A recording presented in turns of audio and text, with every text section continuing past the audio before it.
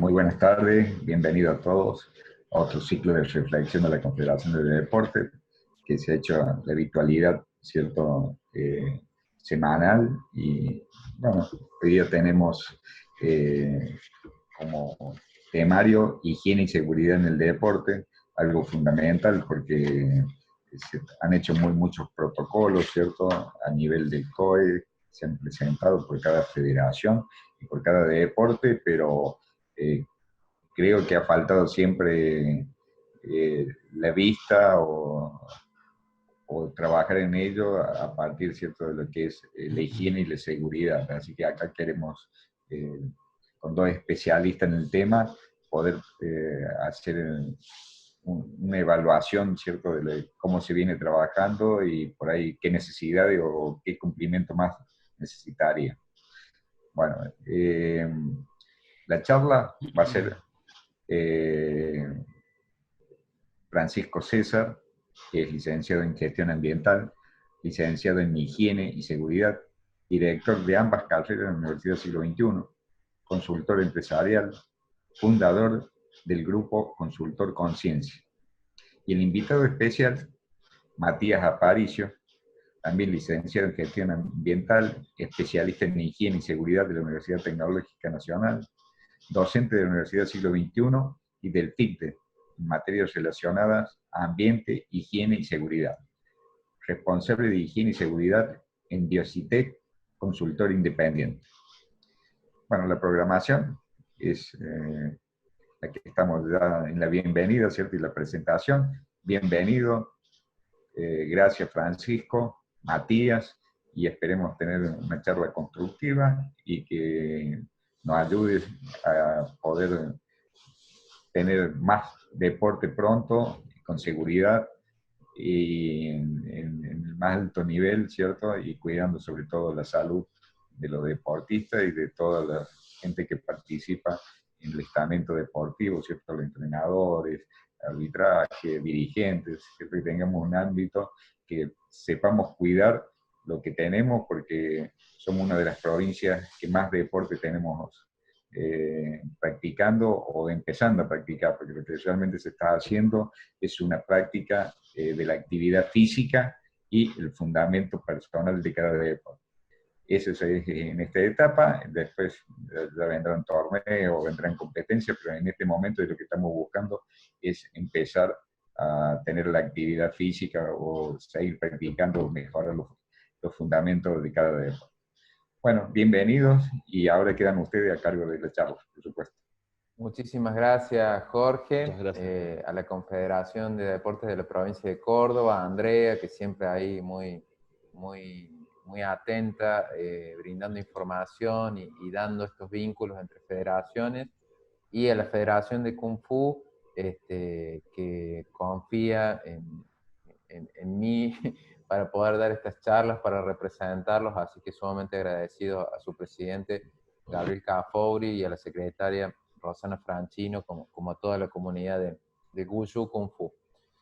Lo que planteamos hoy con Matías, que es mi invitado especial y el invitado de todos y todas aquí, es poder hacer un ping-pong de preguntas y respuestas, bien yendo al hueso, a lo que a ustedes les interese en lo que es materia de higiene y seguridad.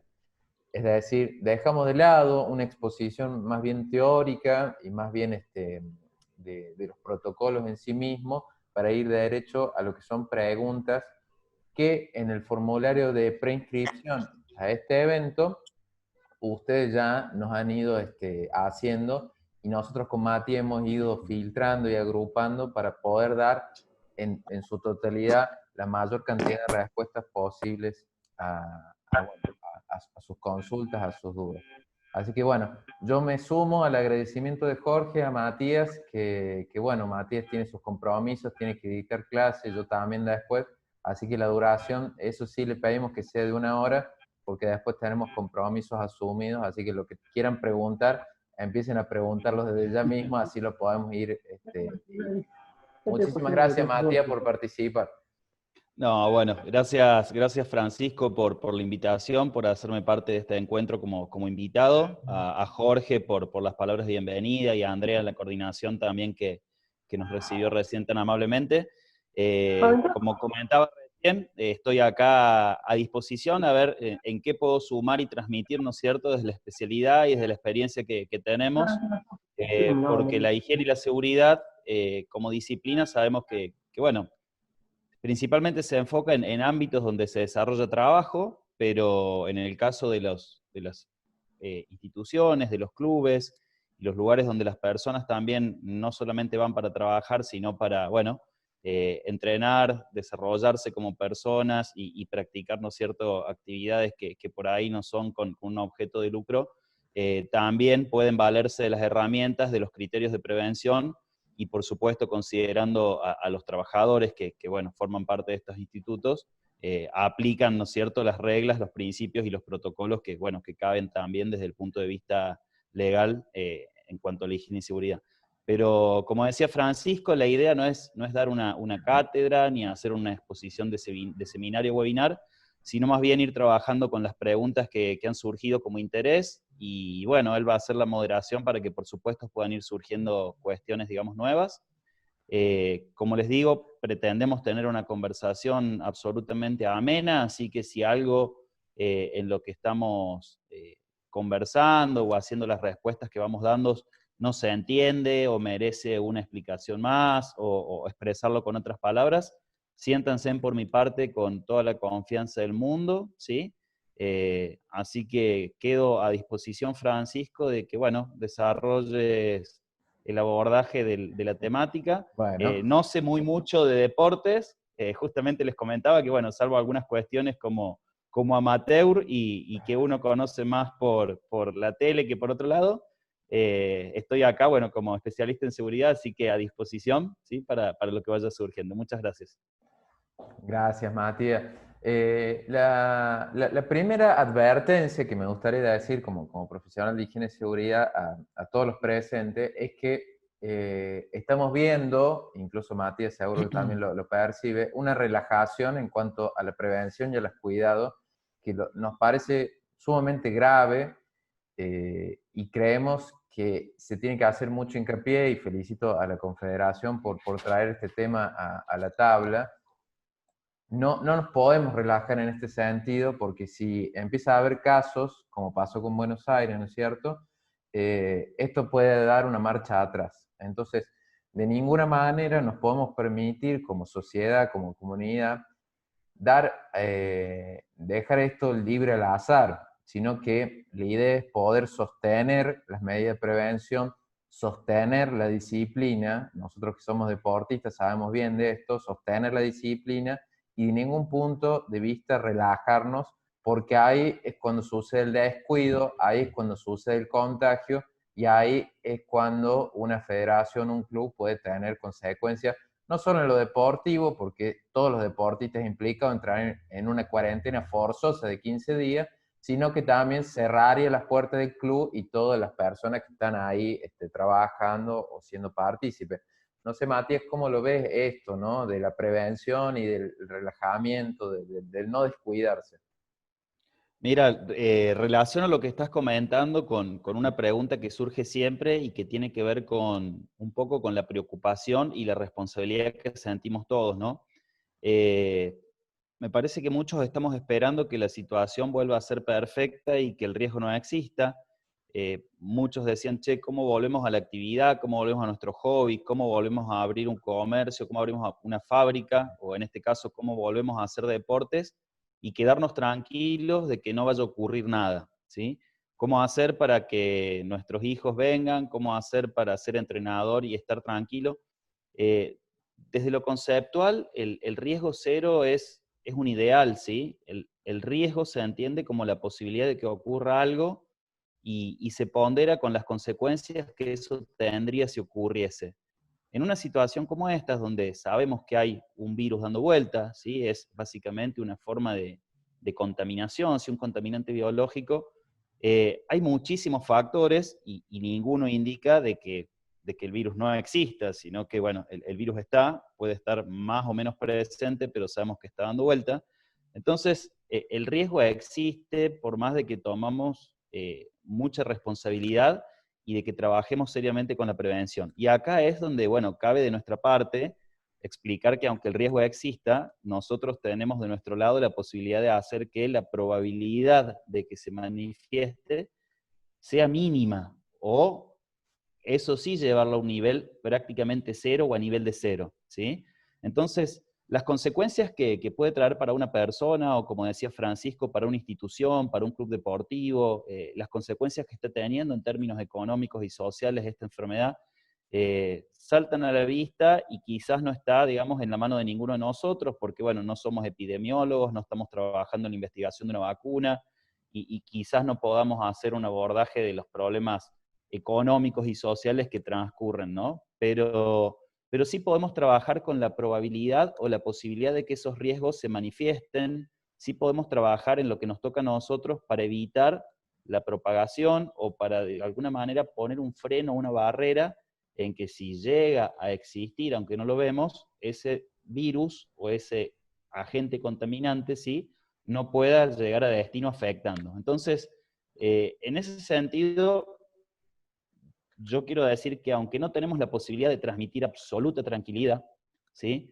sabemos que con todos los protocolos que existen, con todos los trabajos que se están haciendo para aislar, ¿sí?, para minimizar las posibilidades de contagio, con las prácticas que se están, digamos, sugiriendo para que las actividades sean de forma segura, tenemos posibilidades o probabilidades muy bajas y que podemos mantener ese nivel si las cumplimos y si, como dice Francisco, no caemos en esa relajación. Eh, el tema de la relajación, de la sensibilización ante la problemática y sobre todo de lo que suele llamarse autorregulación, ¿no? Lo que la persona entiende y es capaz de hacer por sí misma para cuidarse y por cuidar a los demás, es fundamental. Yo estaba revisando todos los protocolos que tiene publicado el COE, e incluso Francisco me compartió los protocolos que han trabajado desde algunas instituciones deportivas, y desde el punto de vista técnico, desde el enfoque que tienen en lo que han elaborado y el trabajo de fondo que se muestra, ¿no? Realmente están bien elaborados, son protocolos por demás aplicables y que aportan, digamos, una situación de seguridad, bueno, muy buena a los lugares.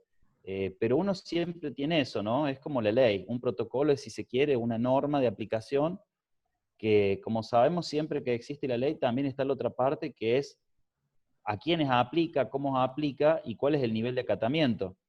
Si tenemos un protocolo muy lindo, muy bien armado, pero nos relajamos, pero no lo cumplimos, o estamos esperando que alguien nos controle y de alguna forma caiga con alguna coacción para hacerlo sentir como importante, no vamos a estar trabajando con ese nivel mínimo de riesgo que se supone tendríamos que buscar, ¿sí? Entonces, reforzar esto que dice Francisco, la relajación entendida quizás, no vamos a decir como una despreocupación, pensemos que realmente estamos todos preocupados y comprometidos con esto, pensemos en la relajación a lo mejor como una falta de conciencia o como una falta de capacitación o de conocimiento. Me parece que en un ámbito como en el deporte, donde justamente uno enarbola valores como la disciplina que mencionaba Francisco, ¿no?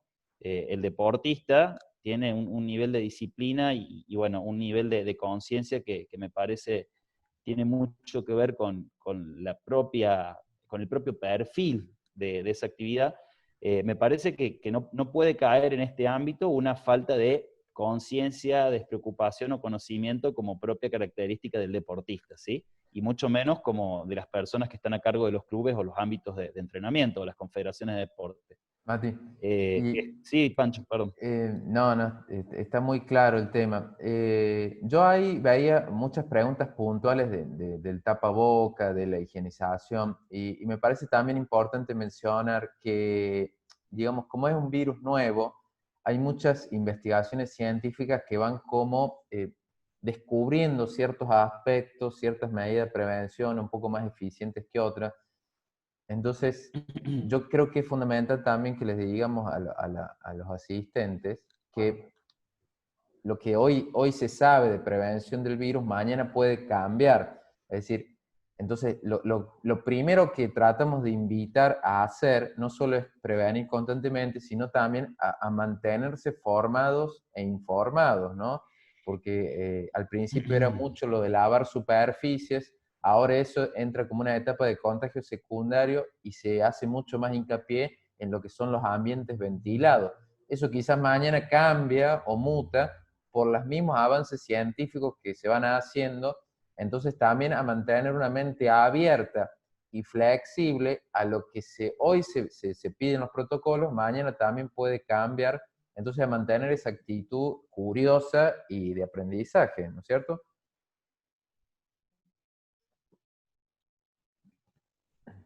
Pero creo que entendí. Realmente es así, ¿no? Estamos ante un problema que surgió de la nada. Si bien ya hemos tenido otros casos de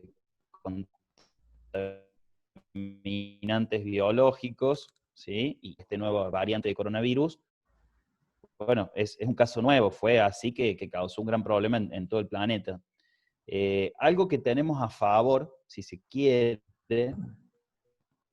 es que de los tipos de contaminantes, los contaminantes biológicos suelen ser los que tienen un tratamiento de prevención y de combate Matías, más sencillo en una primera Matías, etapa, ¿sí? Se escucha discúlpame, se elevación de espacios corta, ventilados, el trabajo con material, ¿sí?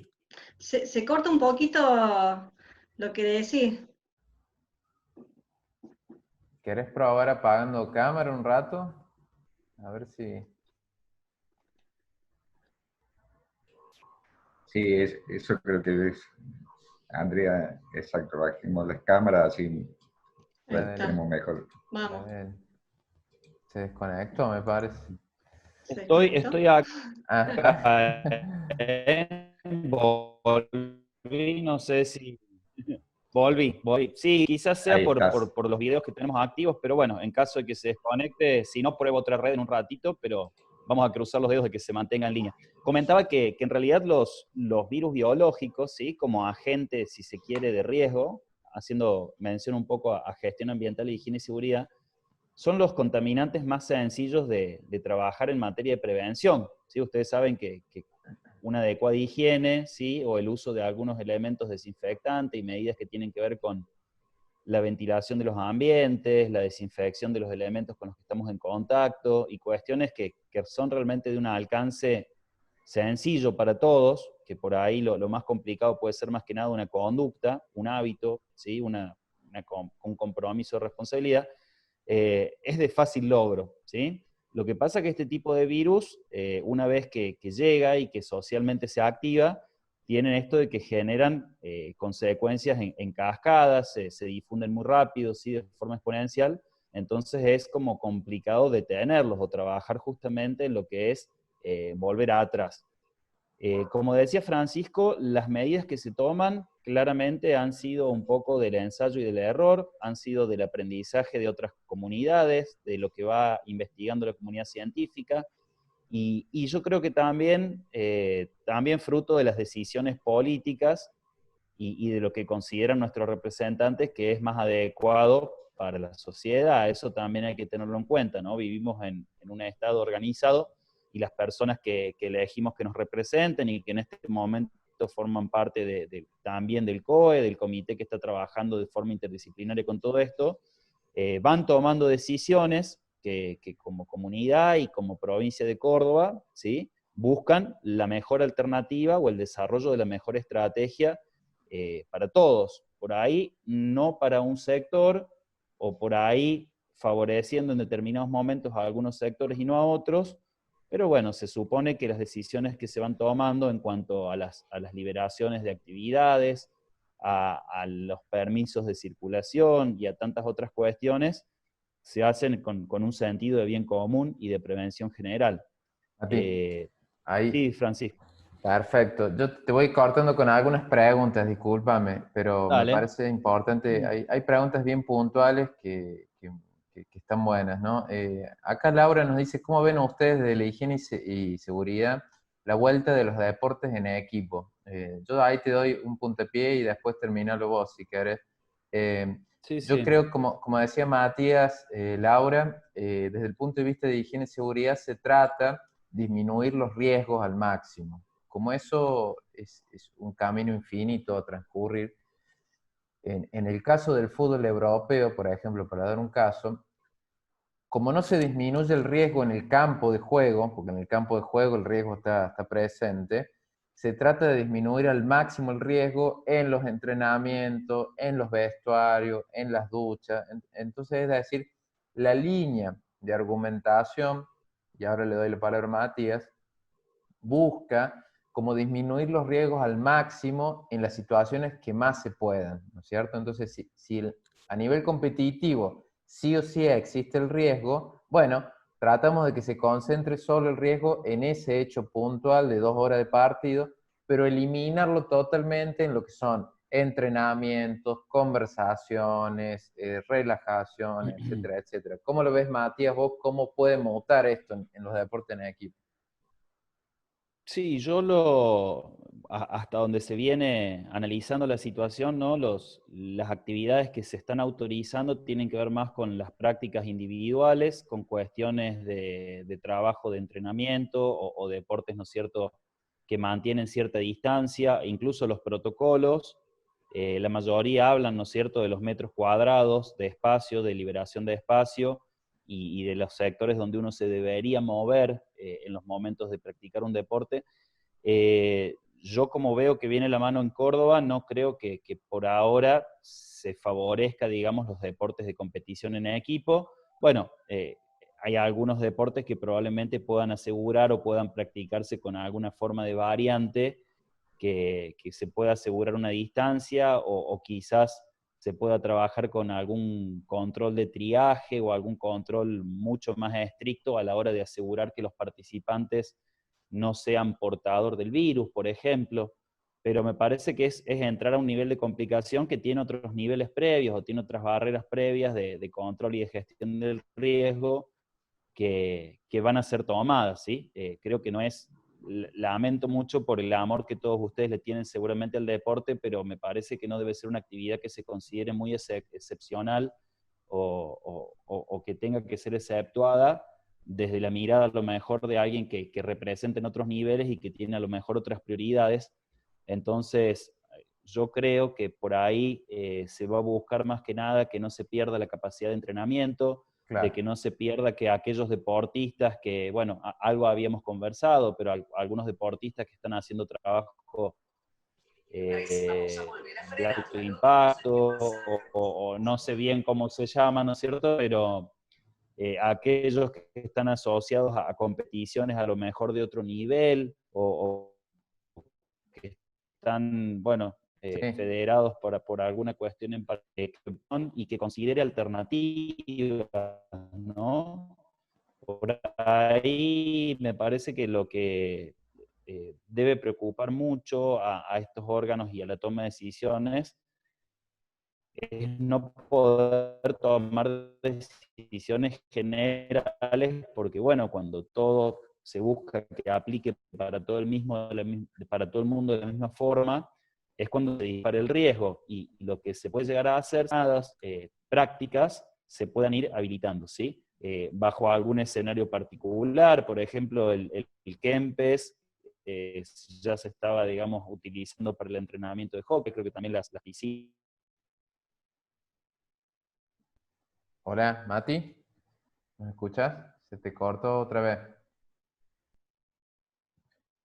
Bueno, mientras retoma conexión Matías, ahí hay muchas, voy viendo algunas preguntas sobre el tapabocas, ¿no? Entonces, con el criterio del tapabocas, sumando lo que decía Matías, lo mismo, el mismo criterio, ¿no? Hasta qué punto el tapabocas es bueno y hasta qué punto el tapabocas es malo. O sea, no hay una respuesta generalizada en este sentido, sino que cada disciplina tendrá que ir viendo la relación riesgo-beneficio, sobre todo en lugares y en espacios cerrados, y la capacidad de ventilación de esos espacios y la capacidad de, o sea, el nivel de respiración del deportista, es decir, no es lo mismo estar con una respiración tranquila que estar hablando y agitado, es decir, se busca que el tapabocas trate como de evitar, ¿no? Ese aire contaminado, supuestamente contaminado del deportista. Entonces, empezar a poner en la balanza todas esas variables y adecuar el espacio de trabajo para justamente lograr que el entrenamiento se produzca.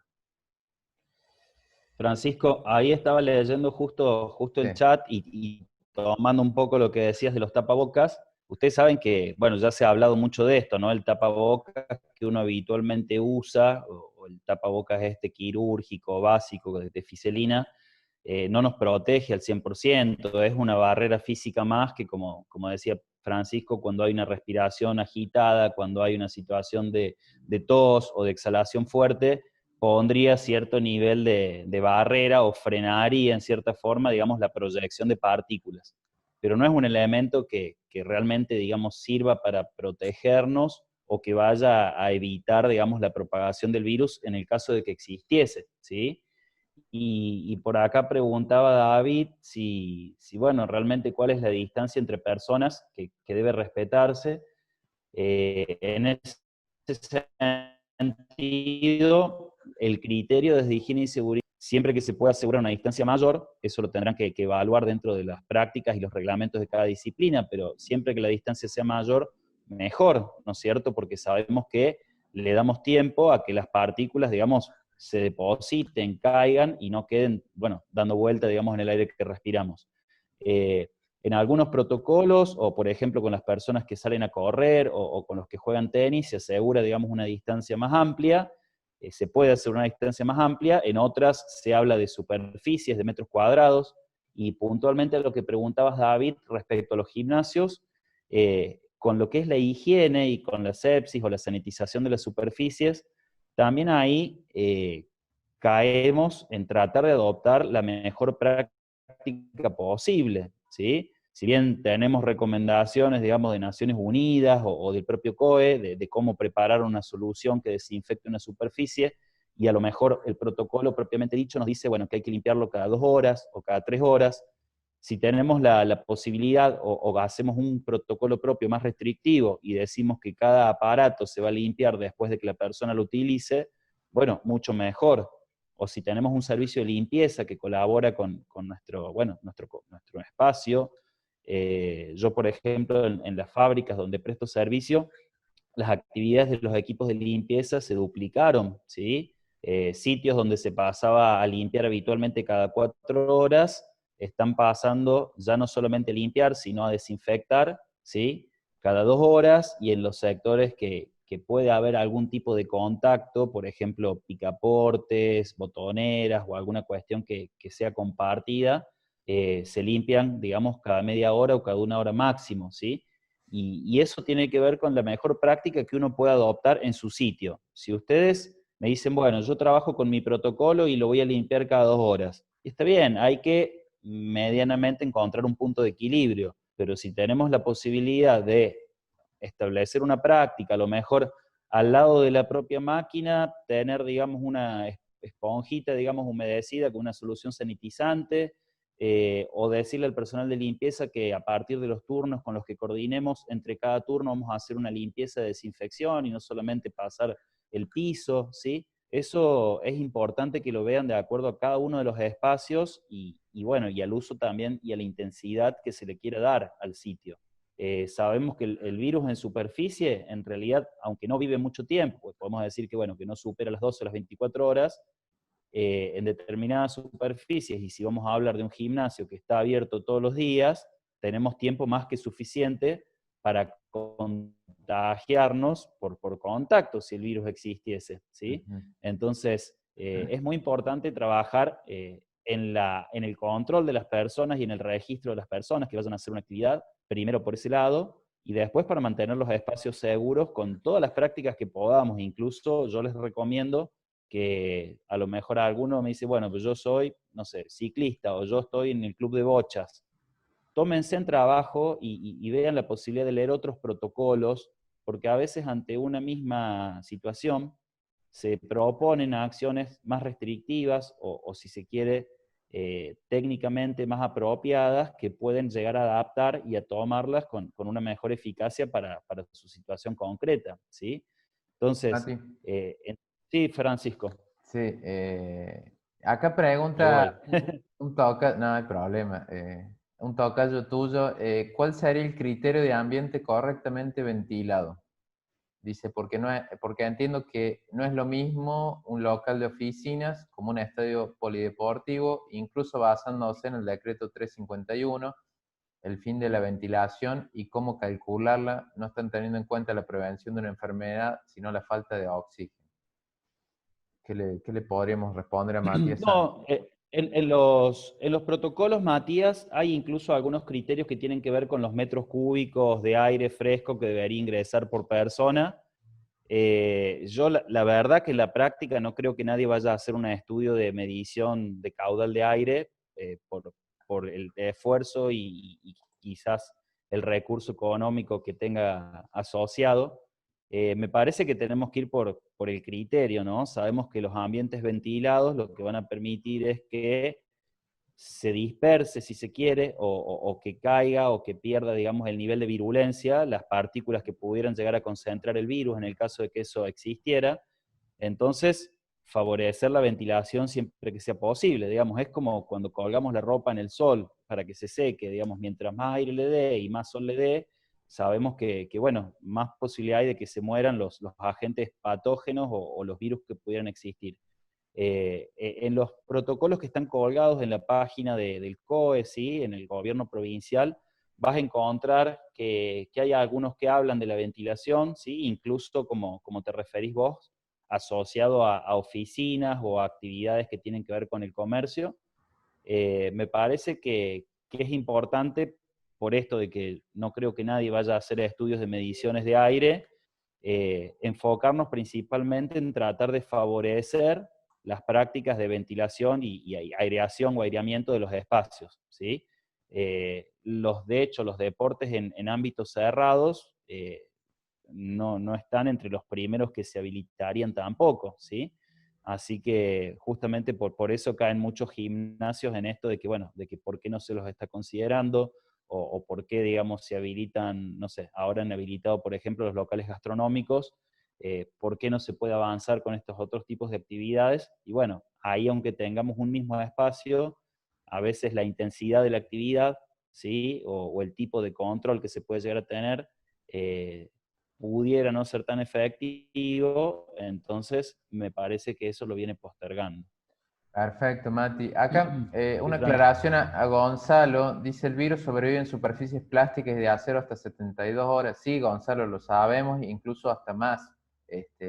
No decimos que no sobreviva, sino que es una fuente secundaria de contagio. Es igual importante, pero es una fuente secundaria. Es decir, el esfuerzo tiene que estar en la ventilación del aire y también en la sanitización de superficie. Y Lucas pregunta, Matías, en caso de contar con cabinas sanitizantes, ¿qué efectividad tienen estas? Y si es reemplazable por otras medidas, ¿y cuáles serían estas medidas? Bien, el tema de las cabinas sanitizantes, no sé si ustedes vienen siguiendo el tema, me imagino que sí, ha sido muy controversial, ¿no? En general lo que se solicita como protocolo de seguridad al ingreso y que se está poniendo mucho en práctica, tiene que ver con reducir al mínimo la posibilidad de que un infectado o de que alguien que trae el virus en superficie, digamos, ingrese con ese nivel de contaminación al espacio compartido. La verdad que el uso de las cabinas sanitizantes es un poco controversial, en parte porque uno sabe que cuando se rocía con un spray o con un líquido, en este caso en forma de vapor o de gotitas, tampoco se puede asegurar, digamos, la descontaminación 100% efectiva. Muchos estaban ofreciendo productos con algún tipo de insumo que podría tener algún efecto perjudicial, o al menos no había certeza de que no pudiese producir algún efecto perjudicial a la salud de las personas, ¿sí? Entonces, me parece que eso ha dejado un poco de lado la consideración de las cabinas sanitizantes como un requerimiento de entrada. No digo que si están habilitadas o que si están aprobadas, por ejemplo, en los insumos que utilizan por el SENASA o tienen algún tipo de aprobación que dé seguridad en cuanto a la no afectación de la salud, puedan ser utilizadas, pero me parece que son un elemento más, ¿no? Lo que se está considerando como fundamental ahora en el triaje, a la hora de permitir el ingreso de una persona a un sector, a un espacio, a una industria, tiene que ver fundamentalmente con el control y la verificación y con el descartar en lo posible las posibilidades de que esa persona sufra, digamos, la presencia del virus, ¿sí? El tomarle la temperatura con algún sistema de termómetro, ¿sí? Si tienen la pistolita mucho mejor, y si no con algún otro sistema de que pueda, digamos, verificarlo. El tema de descontaminar la ropa o el descontaminar el calzado. En los protocolos de deporte, la mayoría sugieren que las personas ya vayan cambiadas o vayan preparadas con la ropa, digamos, con la cual van a hacer la práctica, y de esa forma también eliminar el uso de los vestuarios, que como decía Francisco, es un punto que suele prestarse para el intercambio social, para la conversación, para sentarse a descansar un rato, ¿sí? Y en esos espacios es donde puede también haber un intercambio de virus. El registro es muy importante por todo lo que es la trazabilidad y todo lo que es el trabajo en el caso de que exista una situación de contingencia, ¿sí? Registrar las personas que ingresan, los horarios, con quienes han tenido contacto, en el caso de que, bueno, ocurra, digamos, la situación, hacer una especie de historia o de investigación de causas donde uno después pueda aportar datos que ayuden a los organismos que están trabajando con la parte de trazabilidad. Pero la cabina sanitizante en sí, es más, ni siquiera para las industrias las están recomendando porque hay mucha controversia en cuanto al nivel de efectividad y a que realmente, digamos, no lleguen a ser, digamos, nocivas por el tipo de carga bueno, del descontaminante que se está utilizando. A algunos que claramente se dedican a la comercialización o están trabajando con esto, tienen sus elementos de defensa y de promoción, me parece muy bien. Yo he visto varios que las ofrecen y ni siquiera te proporcionan hojas de seguridad, por ejemplo, de los elementos con las que se carga el spray rociador.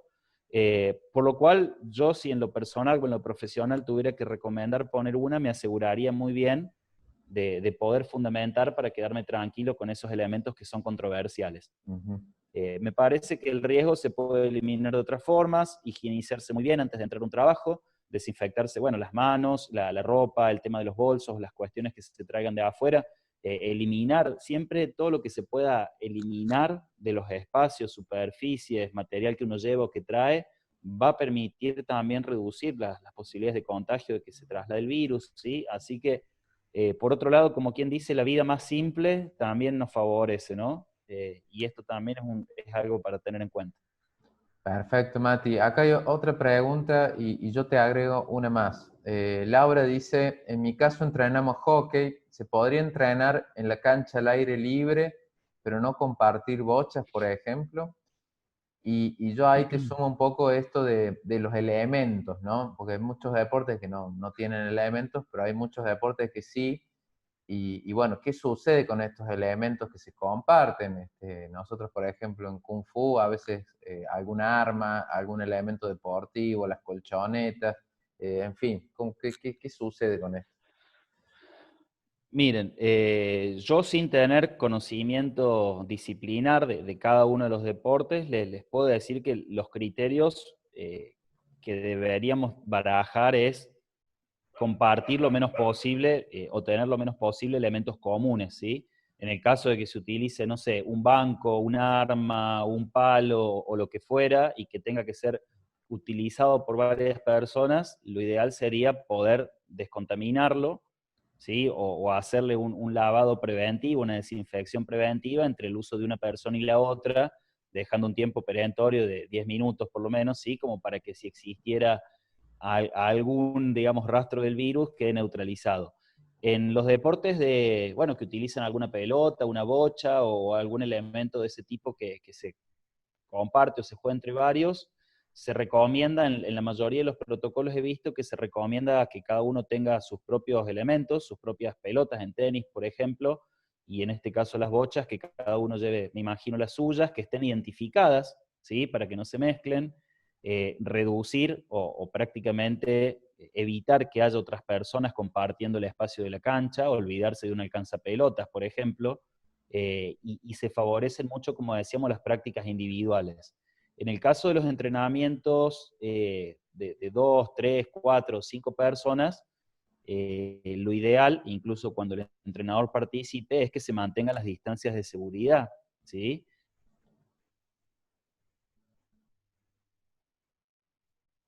No es la misma que en un deporte, por lo que hacíamos hace ratito. Uno puede resoplar, uno puede estornudar, puede de alguna forma expelir aire con mucha más fuerza, entonces las distancias aumentan, ¿sí? Aparte uno al estar en movimiento, en deportes que, por ejemplo, bueno, cuando uno corre o anda en bicicleta, ¿sí? Uno se supone que va dejando como una estela, como una nube, ¿no? Que puede tener alguna carga virósica. Entonces, en esos casos hay que aumentar mucho más la distancia, ¿sí? Y los tiempos en los que uno comparte el mismo espacio para evitar el contacto con un potencial virus. En el caso de que, no sé, yo no sé cómo es el entrenamiento de hockey, pero si se ponen uno de una punta y otro a los 12 metros de la otra punta y hacen pases largos, desde el punto de vista del manejo del espacio no habría ningún inconveniente, ¿sí? En el caso, Francisco, tuyo, si van a trabajar con armas o con algún elemento que utilice un alumno y después otro alumno, lo ideal sería que puedan descontaminar. Y lo que me parece a mí más importante todavía, Francisco, y que esto tiene que ver con los responsables de los centros, digamos, de entrenamiento y con los instructores o directores, me parece que es importante que utilicen el conocimiento que tienen para idear prácticas que justamente permitan seguir fortaleciendo al deportista y no perder su capacidad y su técnica y su fuerza y todo lo que ustedes buscan, pero que minimicen el riesgo. De repente, me imagino que se puede trabajar con algunos esquemas de rotación, por ejemplo, en la semana en lo que uno entrena con un arma y otro día con otra, o en los gimnasios de repente que suelen hacer estadios o que suelen hacer bases de actividades, buscarle la vuelta para poder seguir entrenando, quizás manejar el tema de la intensidad o de otras cuestiones que puedan compensar a lo mejor el no uso de elementos o menor cantidad o menor frecuencia de momentos de contacto, pero equilibrarlos por otro lado. Sí. Y en ese sentido me parece que es muy valioso el aporte que hacen las personas que saben y que conocen de la propia actividad, disciplina. porque sin duda se puede lograr lo mismo, a lo mejor a efectos del entrenamiento, pero con un riesgo menor, ¿sí? Bien. Y me parece que ahí sí tienen que ser creativos, Francisco. Mati, ya entramos en los 15 minutos, muy claro todo. Te pido respuestas más cortitas, así podemos ir dando más Dale, dale. respuesta a lo que... Si a alguno no le hemos respondido, por favor vuelva a escribir en el chat, así vamos dando respuesta a todos los interrogantes. Muy claro todo. Yo creo que Bueno, valoro mucho esto que decías al último, de que cada deporte sabe a ciencia cierta cómo ir protegiéndose. Ahí me siguen preguntando, para que te diga, cómo es el tapaboca en el deporte, ¿no?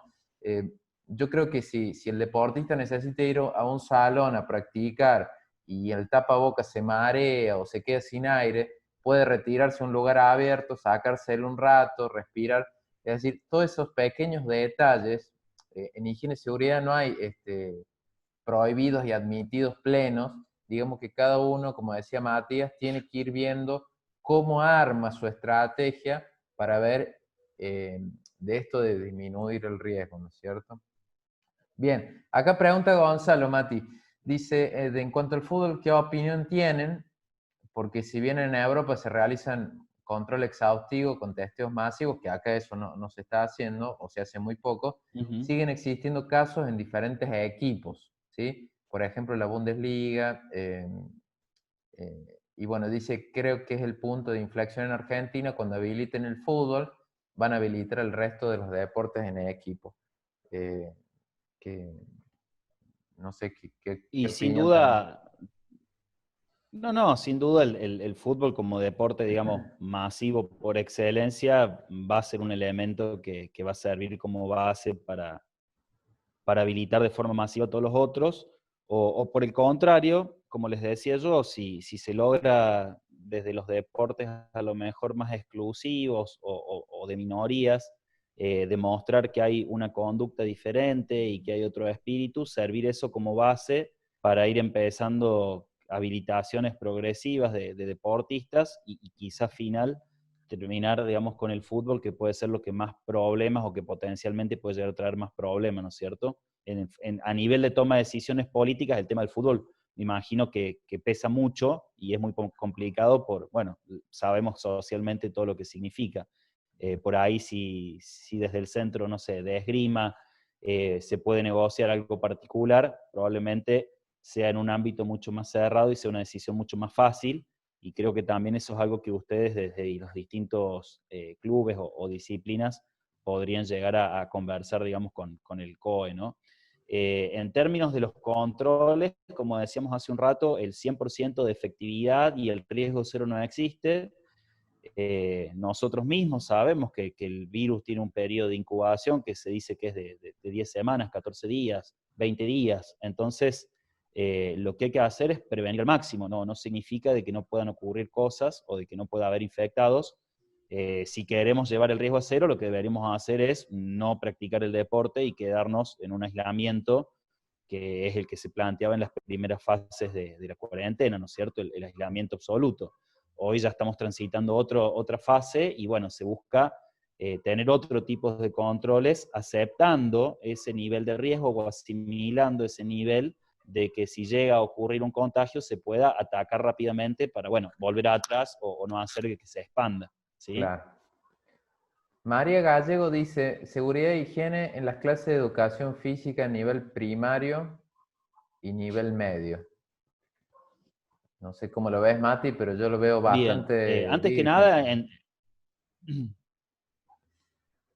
sí, no, aparte la educación o el regreso al aula es algo que todavía ni se está conversando, entonces la educación presencial habrá que ver cómo se empieza a habilitar y bajo qué condiciones específicas, y probablemente cuando se habilite no tenga mayor diferencia entre lo que vaya a ser el aula de educación física o la actividad de educación física con el compartir un espacio en el aula por parte de los alumnos, ¿no? Porque la cercanía que se tiene en el aula de uno de otros probablemente pueda ser más o menos igual que la que se garantice en una actividad de educación física. Como todo, me parece, María, que ahí como si te dedicas a esto y sos profe de educación física, ahí lo interesante puede ser que vos te diseñes esquemas de clase o que pienses actividades pedagógicas vinculadas al deporte que incluya los criterios de restricción y de prevención que hay en términos generales. El distanciamiento, el evitar el contacto directo, el movernos, digamos, manteniendo distintas líneas de circulación para evitar comernos el viento o las gotitas que pueden venir de algún otro de más allá, no compartir elementos, ¿sí? O sea, todo lo que se pueda hacer en términos de prevención, aplicarlo a tus clases para que en el caso de que se habiliten, vos contribuyas desde ese lugar. Bien. Bueno, repito que si hay más preguntas, la vayan escribiendo. Acá Matías Héctor Londero nos dice qué opinión tienen de la gente que sale a correr sin barbijo y en mi caso que salgo a caminar con barbijo. Pasan al lado de uno, ¿qué riesgos reales existen y se deberían exigir barbijo a los corredores? Bueno, básicamente la actividad, digamos, el running o el salir a trotar o correr, tiene su protocolo, digamos, formalizado por el COE, y se tiene en cuenta, digamos, la distancia que debe mantener un corredor respecto a otros corredores y a las personas, ¿no? Que pase un corredor al lado tuyo y te sople en la espalda o de repente respire cerca de la cara, no debería ocurrir, ¿sí? En el caso de que exista, bueno, no solamente habría que pensar en poner el barbijo, sino tratar de que esa persona no corra por donde uno camina, o uno buscar espacios distintos para caminar donde no esté la gente corriendo. Se supone que entre corredor y corredor tiene que dejarse una distancia, ¿sí? De 8 o 12 metros, que uno cuando termina de correr no se junta con el otro, que no toman el agua de la misma botellita, digamos. Esas prácticas están establecidas. Volvemos a lo que dijimos al principio de la charla, ¿no? ¿Cuál es la conducta o cuál es el compromiso con los que las personas asumimos trabajar en materia de prevención? Porque el COE puede decirnos un montón de cosas. Uno como dueño de un gimnasio o como presidente de una federación puede bajar una política clara de prevención, pero si las personas que después van a ir a practicar el deporte, si las personas que vienen de su casa no cumplen con lo que tienen que cumplir, o las personas que van a estar ocupando el espacio no tienen en cuenta las recomendaciones, estamos en una situación, digamos, donde, bueno, parece que una cosa fuera lo que tiene que ser y otra es la que es en realidad. Y en el caso de que eso ocurra, bueno, perdemos todos porque pueden clausurar la actividad, se puede volver a una fase anterior el avance, digamos, de los permisos, las libertades que se están concediendo, podemos tener una persona enferma con consecuencias no deseadas, ¿sí? Hay que tratar de las personas que son responsables de los espacios, eh, tratar de ejercer cierto nivel de, más que de presión, de convencimiento y de favorecer la autorregulación y control de las personas que participan, ¿sí? Tal Y cual, del que te Matías. pasó corriendo al lado sin un barbijo, yo le diría un par de cosas. Me parece fundamental este punto de no esperar que el control sea externo o del Estado para nosotros cumplir. Eso me parece fundamental. Nosotros como líderes de diferentes organizaciones debemos nosotros convencernos de que se cumpla la normativa y no esperar de que venga una denuncia o el COE a controlar el protocolo. Es decir, la gente piensa muchas veces que el protocolo es para que después vengan a inspeccionar si se cumple o no. Y no va a funcionar así porque no hay poder de control posible en semejante magnitud de eventos, sino que nosotros los tenemos que convencer que se haga realmente de esa forma. Acá Laura pregunta, ¿cuál sería realmente una buena desinfección para los elementos deportivos después de entrenamiento? Bueno, para todo lo que es la descontaminación de superficies, se recomienda, digamos, la solución de 1/50 partes de lavandina o el alcohol diluido, ¿no? Hay otros elementos desinfectantes y que descontaminan. Las Naciones Unidas y el COE, ¿sí? Recomiendan estos elementos que son de los más básicos. Lo importante, claro está, se recomienda una diferencia entre limpieza y desinfección. Ustedes saben, ¿no?, que la limpieza tiene que ver con poder quitar partículas, grasitud, algún otro tipo de suciedad un poco más visible. Generalmente para eso se utiliza alguna solución de agua con detergente o algún elemento que remueva, dependiendo del tipo de superficie. Y después sí, lo que es la desinfección en sí, que es sobre esa superficie limpia, aplicar una solución desinfectante, ¿sí? O el agua con alcohol o el agua con lavandina. En general, yo en lo personal prefiero el agua con lavandina que el alcohol, pero se están utilizando mucho las dos, ¿sí? El preparado, la propia lavandina doméstica, el agua lavandina utilizada correctamente sirve perfectamente. Perfecto, Matías. Y sobre todo acá hacer hincapié sobre todo en picaportes, en manijas, en todo ese tipo Sí, de cosas. Por favor, no pierdan las canillas, ¿no? Todo ese tipo de cosas. Y me las aprovecho llaves para, de luces. claro, preguntarte el tema baños, que no surgió acá en las preguntas, pero es un tema que siempre preguntan. ¿Qué pasa con los baños?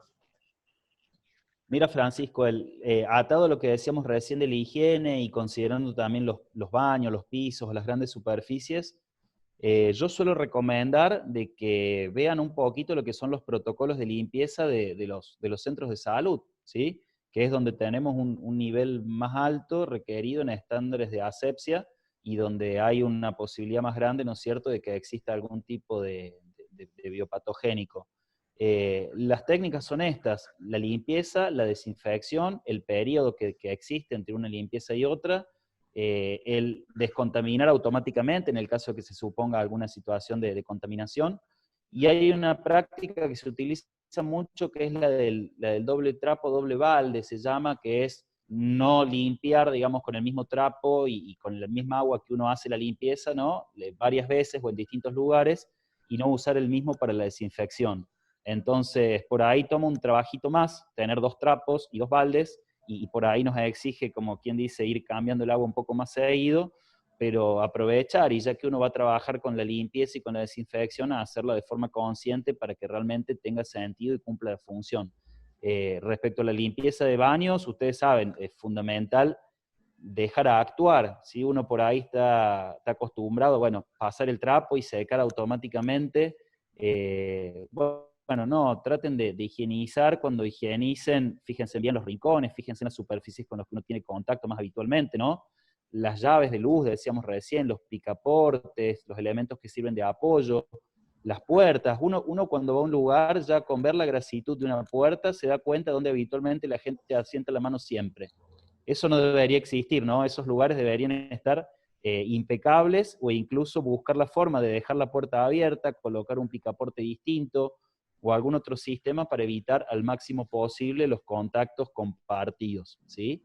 Bien. Y respecto a la higiene, limpieza y desinfección, y dejar actuar 5 o 10 minutos por lo menos para asegurarnos de que si existiera un virus potencial, se desnaturaliza o queda inactivo. Perfecto, Mati. Acá Julio nos dice, bueno, Roberto nos cuenta una situación que tuvo en una situación pública o privada, no sé, médica, y que no había las condiciones y controles. Lamentamos, Roberto, que hayas vivido eso. Esperemos que sí se cumpla a futuro, no solo en ese tipo de instituciones, sino en todas las instituciones. Así que gracias por compartir, Roberto. Y Julio pregunta que si hay un producto que se usa en quirófanos, si se sabe algo de eso.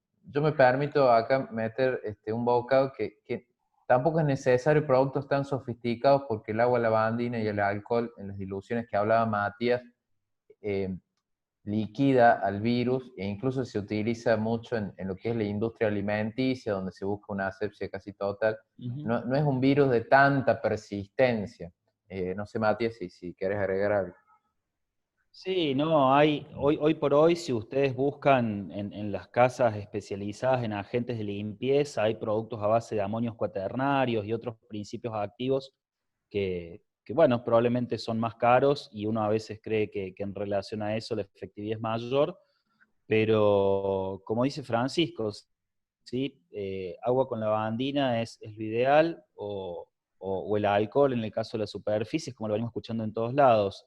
En los quirófanos, bueno, se utilizan muchos productos, pero en general lo más importante es el uso de descartables y la asepsia que hay permanentemente. Ustedes saben que guantes nuevos, el lugar, de hecho las personas que hacen la limpieza en un quirófano suelen ser las mismas que limpian después el pasillo, personas de servicio de limpieza que utilizan los productos generales, ¿no? Me parece que en el quirófano algo que es muy importante es el ámbito, ¿no? Es la asepsia y la garantía de que en ese espacio se reduzca al mínimo la posibilidad de un agente contaminante, y eso se logra con los campos, con la esterilización de las herramientas, con la protección de los médicos, y eso lo podemos trasladar al ámbito del entrenamiento también, ¿sí? ¿Cómo vamos a tener limpias nuestras herramientas? ¿Cómo vamos a aislar los principales o los puntos que consideramos pueden traer algún tipo de contaminación? ¿Qué espacios tenemos que asegurar o qué lugares podemos determinar como una interfase entre potencialmente contaminado y limpio? Los vestuarios, los ingresos, ¿sí? Creo que podemos sacar de esta comparación algo interesante también para llevarlo. Con los químicos no se compliquen la vida, incluso al comienzo de esto hasta el alcohol faltaba, así que con agua con lavandina, sí, con hipoclorito y con alcohol, podemos asegurar la asepsia del sitio.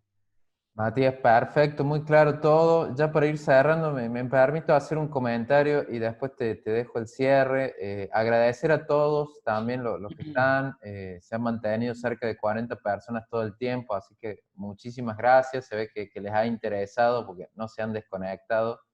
Creemos que es fundamental que sepan. Y sobre todo, me permito agregar esto.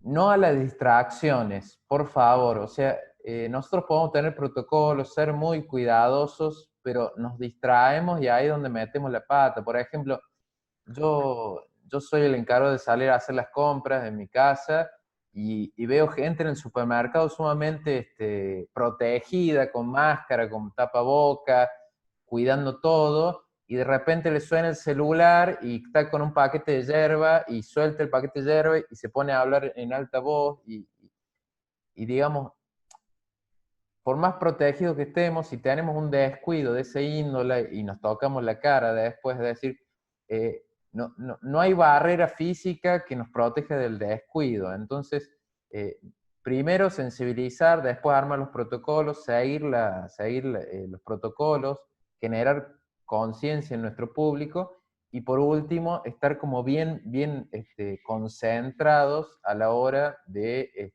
establecer estos protocolos. Así que ese era mi último aporte, agradecerles y bueno, le dejo el cierre a Matías y a Jorge y a Andrea.